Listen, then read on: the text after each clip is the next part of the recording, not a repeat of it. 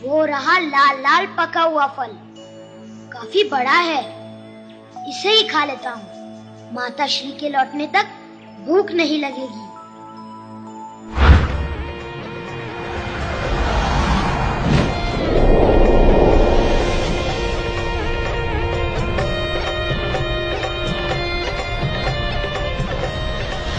काफी गर्मी है यहाँ तो, क्या करूँ? हाँ, बादलों के अंदर से जाता हूँ, ठंडक मिलेगी। आह, कुछ ठंडक मिली, किंतु अब भी वो मुझसे दूर है। परंतु मेरी पहुंच से दूर नहीं, मैं उसे खा कर ही रहूंगा।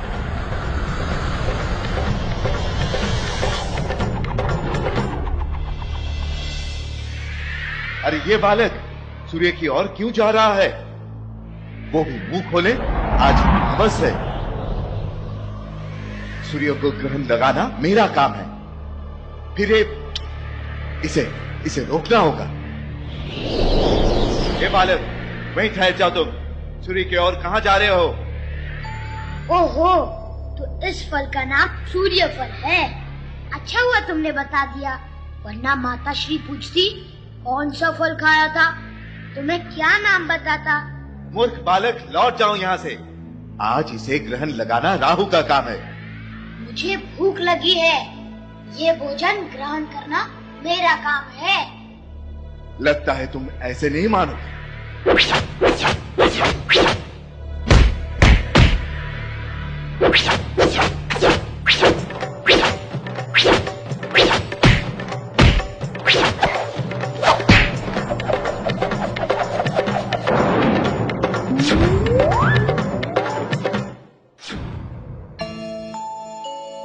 बालक, समझकर समझा रहा तो मुझे शक्ति दिखाना है। राहु का, हाँ, शक्ति। ये ओ, कोई मायावी बालक है तू। ये न तेरी माया और काया दोनों ध्वस्त हो जाएगी।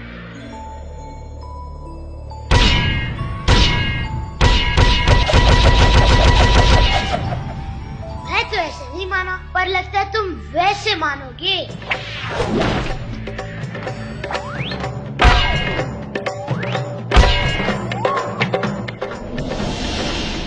के बालक से भोजन नहीं छीनना चाहिए, समझ गए?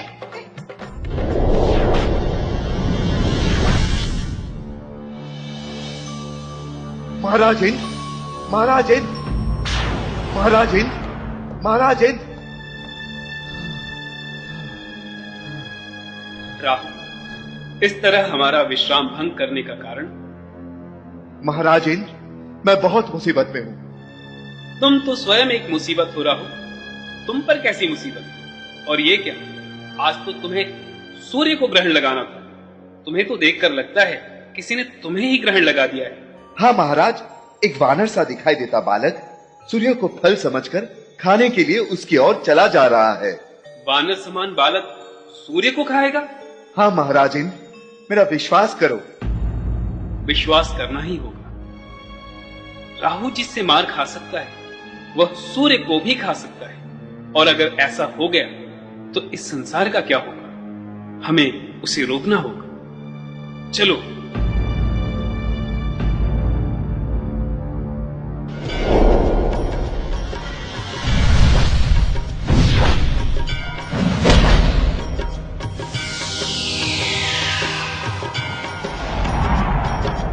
बालक, रुक जाओ वहीं।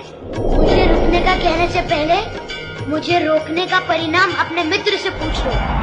मैं वो नहीं कि डर जाऊं। मैं भी वो नहीं हूँ कि रुक जाऊं। किंतु तुम्हें रोकना मेरा काम है। अपनी भूख मिटाना मेरा काम है।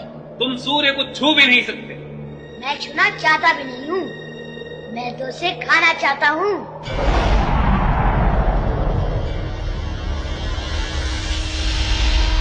रुक जाओ बालक, रुक जाओ। किंतु तब तक नन्हे हनुमान सूर्य को अपने मुंह में भर लेते हैं। ये देखते ही इंद्रदेव अपने वज्र से उन पर प्रहार करते हैं। प्रहार से आहत हनुमान के चीखते ही सूर्य हनुमान के मुंह से निकल जाते हैं और नन्हे हनुमान मूर्छित होकर धरती पर गिरने लगते हैं। तभी पवन देव आकर उन्हें अपनी भुजाओं में थामकर एक गुफा में ले जाते हैं। पुत्र हनुमान हो, मेरे पुत्र की ये दुर्दशा। हो, ये तो इंद्रदेव के वज्र का प्रभाव प्रतीत होता है। इंद्रदेव, तुम्हें किंचित भी दया नहीं आई? मेरे पुत्र पर आक्रमण, पवन पुत्र पर वार।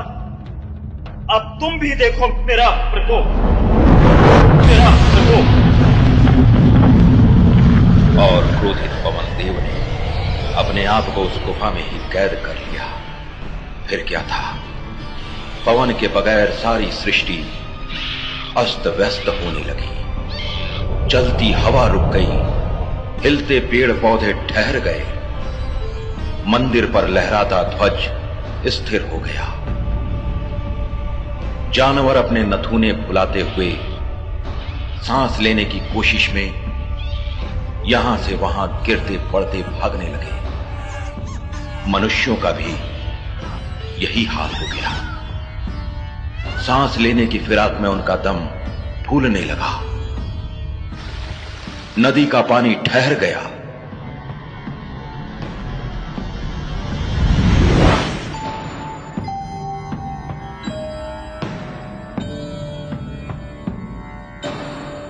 घबराए हुए इंद्रदेव ब्रह्मदेव के पास पहुंचे।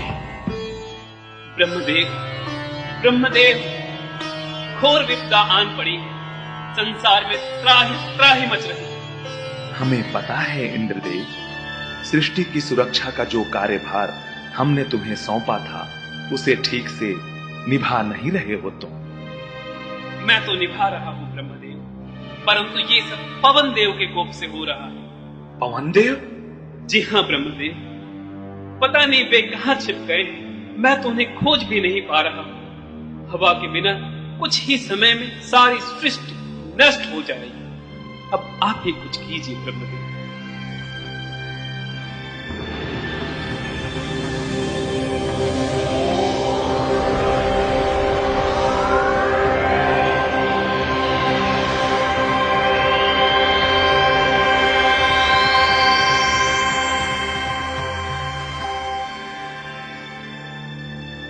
हमें ज्ञात हो गया है पवन देव कहां है। वे ऐसा क्यों कर रहे हैं, हमें वहीं जाकर पता करना होगा।